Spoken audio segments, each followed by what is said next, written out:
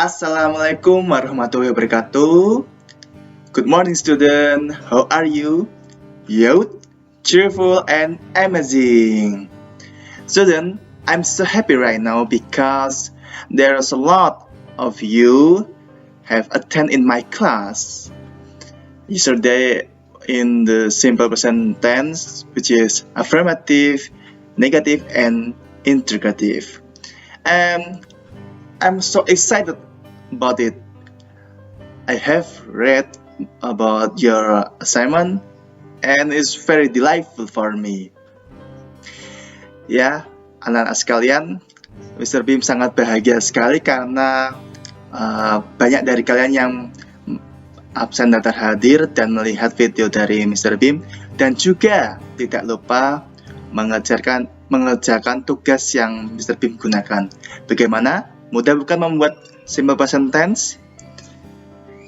Dan before we start the lesson, I want to we doing an activity. The name is self-reward. Self-reward is a kind of activity that give praise to ourselves. Ya, jadi anak-anak, sebelum kita akan memulai pelajaran pada hari ini, Mr. Bim mengajak kalian semua untuk melakukan kegiatan self-reward atau menghargai diri sendiri. Bagaimana caranya? Simple sekali. Dengan caranya adalah setelah kita melakukan banyak sekali rintangan, terus tanggung jawab yang harus kita selesaikan, berikanlah hadiah untuk diri kita sendiri. Tidak usah terlalu wah untuk hadiahnya. Berikan coklat panas untuk menghilangkan rasa stresmu, kemudian nikmatilah hidupmu, gitu.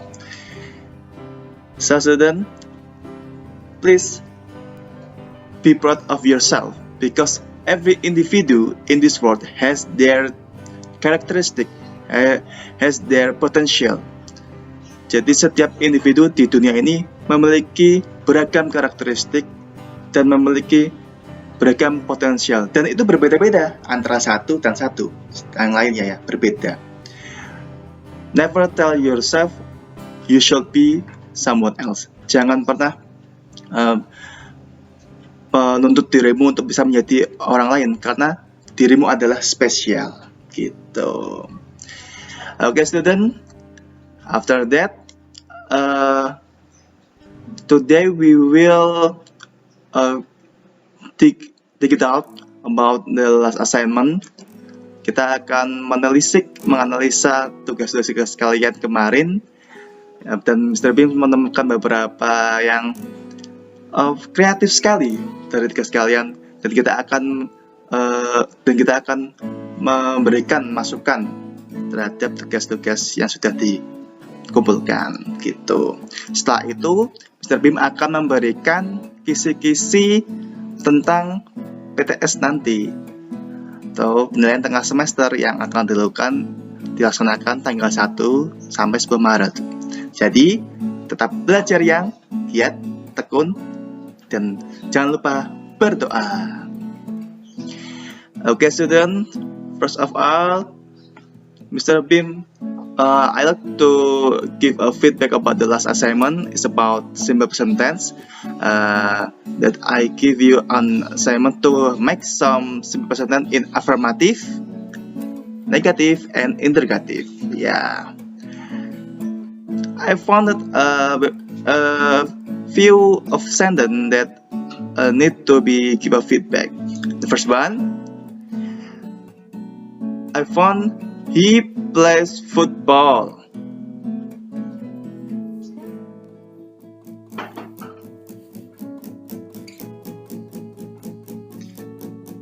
He plays football. Ini untuk bentuk afirmatifnya. Sudah benar ya? Ada subjek, verb, dan nah.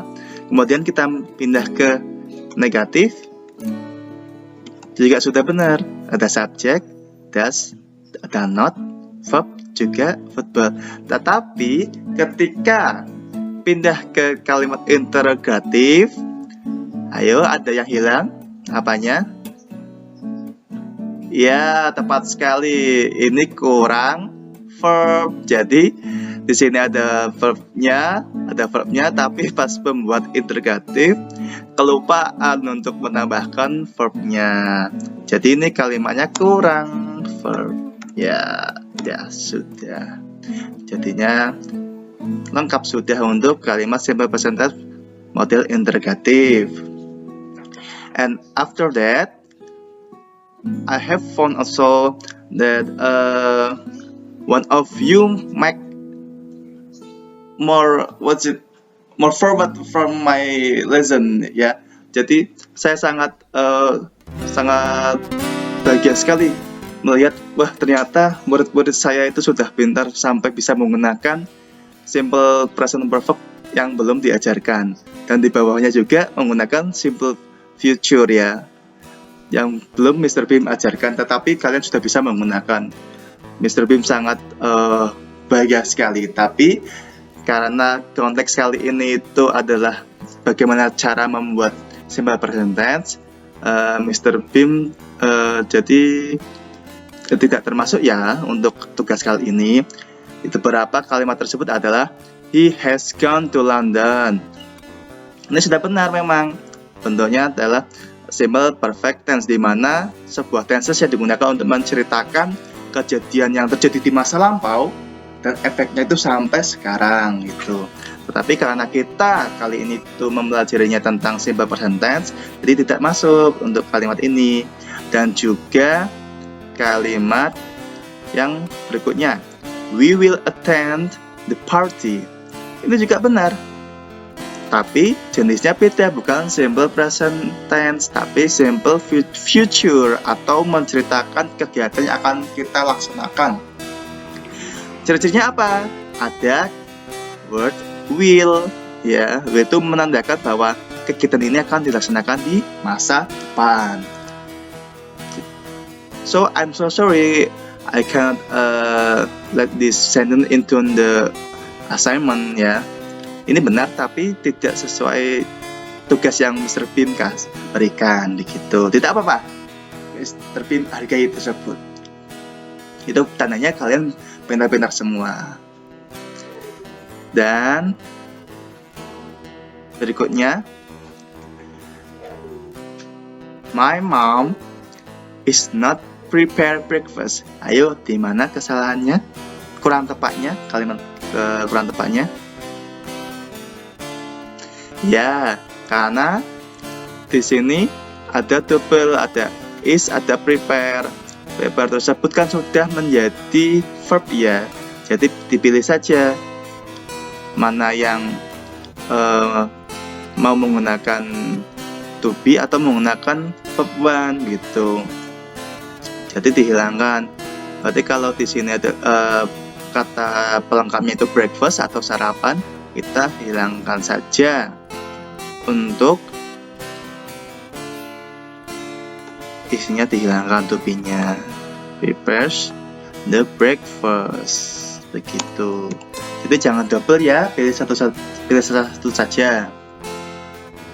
Untuk konteks kali ini simple present tense harus memilih satu-satu, menggunakan to be atau verb satu, ya, gitu. Dan di sini juga my friend and I are not go to the library. Ini terletak kurang tepatnya memang yang mana? Ya, sama karena ini double. Ya, ada verb, ada to be di sini.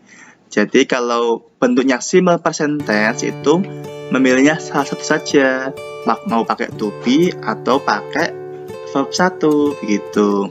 Ini untuk menjadi kalimat yang benar berarti dihilangkan. Karena ini subjeknya adalah tempat, berarti ya to be-nya dihilangkan. Ini sudah menjadi kalimat yang tepat begitu. Ya. And the next, you are not come on time. Ayo, ini yang kurang tepat yang mana? Ya, Yang mana kurang tepatnya? Ya, ini juga double, ada are and come. Jadi kalau sudah ada verb harus memilih ya, mau pakai verb atau to be ya, dihilangkan.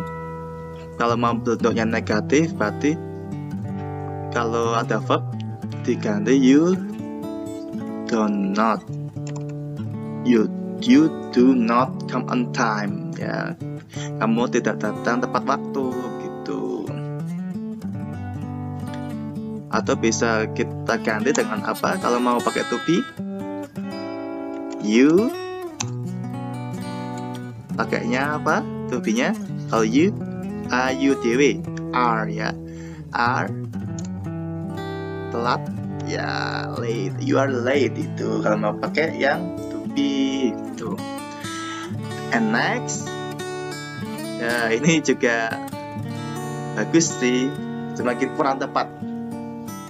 Secara gramatikal benar, ada subjek pakai to be, ada keterangan anaknya benar. Tetapi he itu merujuk pada apa? Dia laki-laki. Sedangkan ini penjelasannya my sister. Sister itu saudari perempuan. Jadi tidak cocok dengan konteks depannya. Berarti harus diganti. Kalau ini mau tetap masih my sister, berarti pakainya kalau dia perempuan apa? She ya. She, to be-nya is my sister gitu. Ini baru tepat secara kontekstualnya juga ya, secara artinya.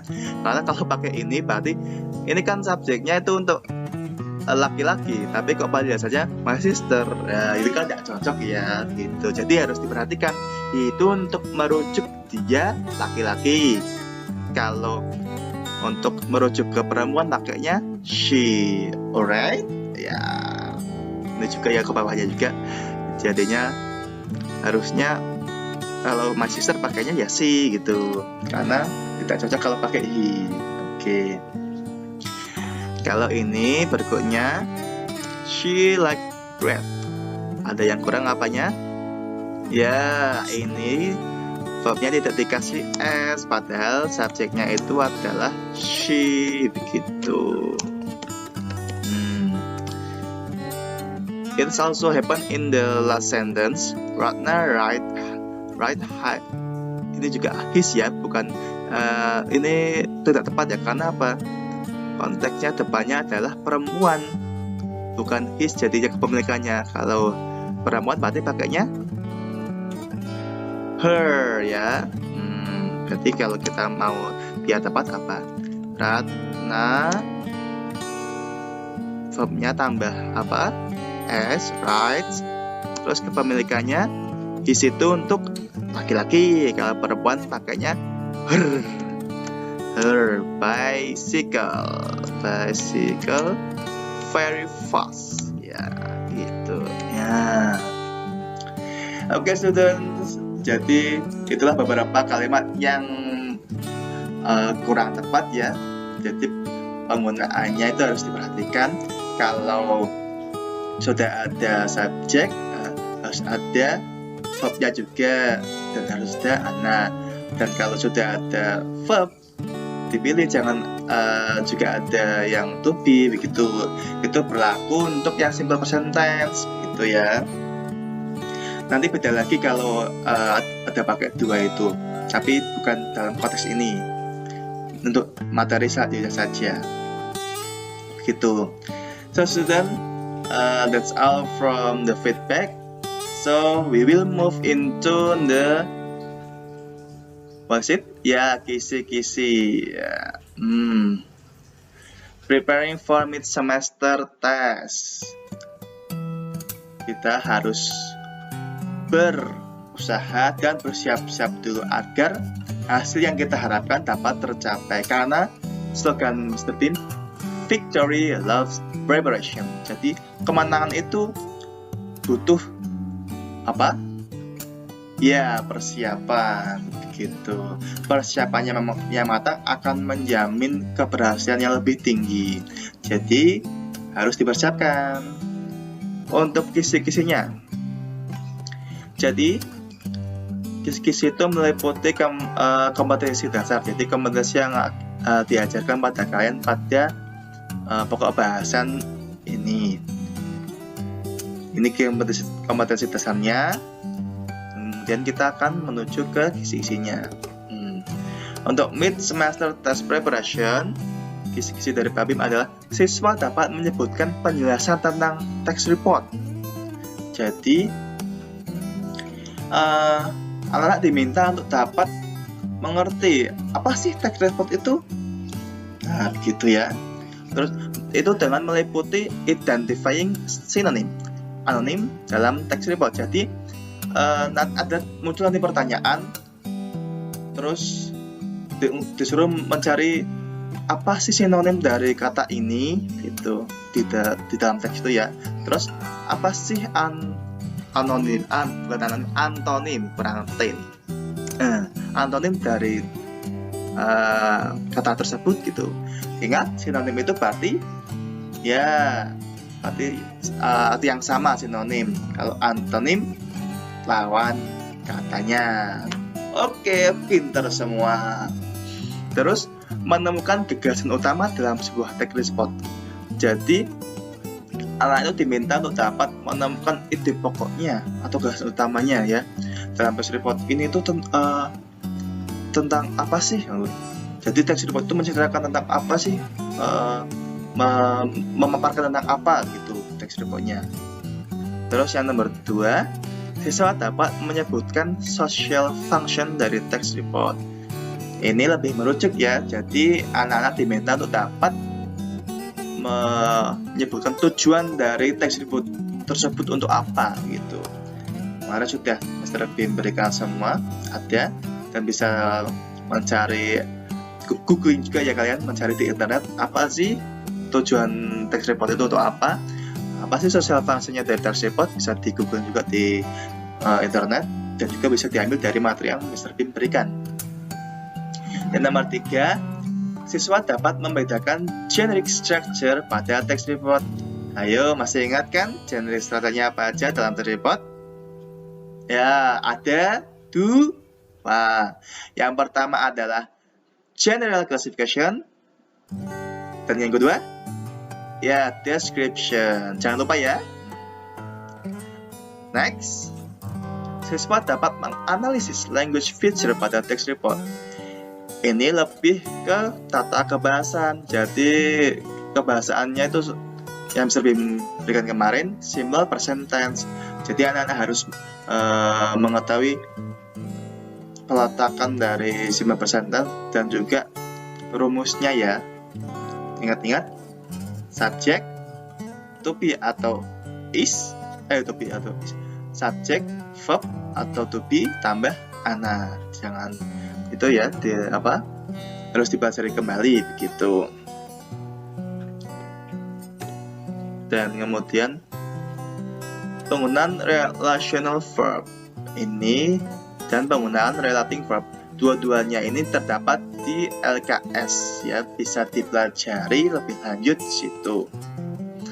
Dan yang terakhir adalah siswa dapat menangkap makna kontekstual pada text report. Ya, jadi anak-anak diminta untuk dapat mengerti, memahami, dan dapat menganalisis text report tersebut ya. Isinya itu apa, kontennya apa, dan nanti bisa merujuk tentang apa begitu. Ya. So that's all. That's all from Mr. Bim today. I hope you will get a good mark in the mid semester test, and don't forget to study ya. Jangan lupa untuk belajar terus agar nilainya bagus-bagus ya. See you next time. Wassalamualaikum warahmatullahi wabarakatuh. Don't forget, always wear your mask. See you.